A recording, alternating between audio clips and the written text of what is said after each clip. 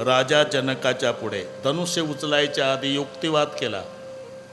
कन्यादव वा धनुरादव हा युक्ती आहे. रावणाने विचारला प्रश्न कोणाला? जनकाला. आधी कन्या का आधी धनु? म्हणजे अहो 12 राशी आहे. रावण सांगतो 12 राशीमध्ये 6 नंबरची रास कन्या आहे आणि 9 नंबरची रास धनु आहे. मग तिकडून मोजत आलं तर 6 नंबरवर कन्या, 9 नंबरवर धनु. आधी कन्या देऊन टाका, धनुचं नंतर बघू. ही युक्ती. शक्ती भक्ती युक्ती सत्ता गाढव वळी गजानन सटवी करी बाळणपण. रावणाच्या घरी बाळणपणाच्या कामावर सटवी होती. बरं, बाळणपण काय 1-2 होते का? अखंड हरिनाम सप्ताह. हा ना, 1 लाख मुलं झाली, 1.25 लाख नातू. सटवीला सुट्टी तरी आहे का रविवारची? 2.25 लाख बाळणपण बिचारीच्या मागं. सटवी करी बाळणपण. गाढव वळी गजानन. ब्रह्मदेव पंचांग पाहायला, वारा अंगण झाडायला, मेघ पाणी शिंपडायला, अग्नी कपडे धुवायला. ही सत्ता. विद्वत्ता दशग्रंथी आहे ही विद्वत्ता.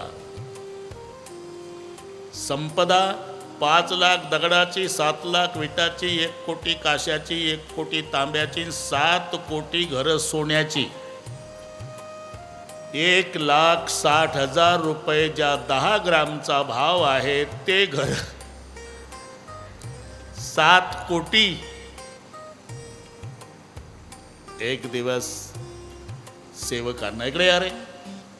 अरे ते ऋषीमुनी लंगोट्यावाले, तप करणारे साधू संत भगव्या वेशवाले जे अरण्यात राहतात का नाही, त्यांच्याकडून टॅक्स वसूल करा.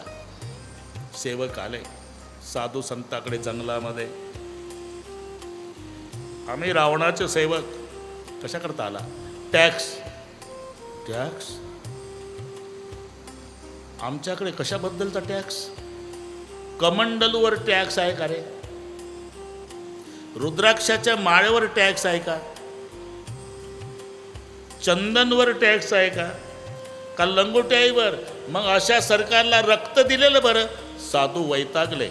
आपल्या अंगाचं रक्त काढलं, एका माठामध्ये रक्त भरलं, तो माठ मजबूत बांधून उचलून दिला.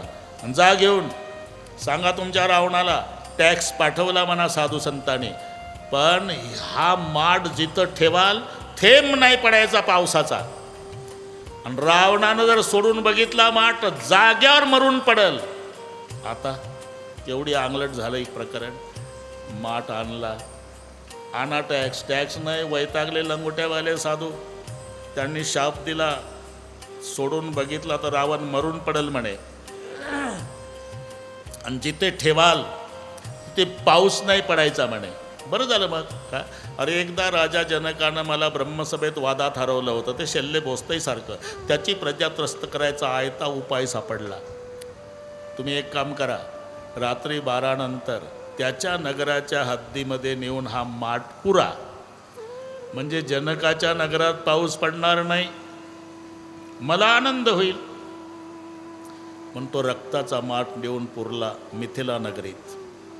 2 वर्षे थेंब नाही पावसा. सगळी प्रजा चिंतातूर. राजे जनक शतानंदजीला विचारतायत काय करावं लागेल. शतानंदजी म्हणाले एकच उपाय आहे, यज्ञात भवती पर्जन्य. यज्ञाशिवाय पाऊस पडणार नाही.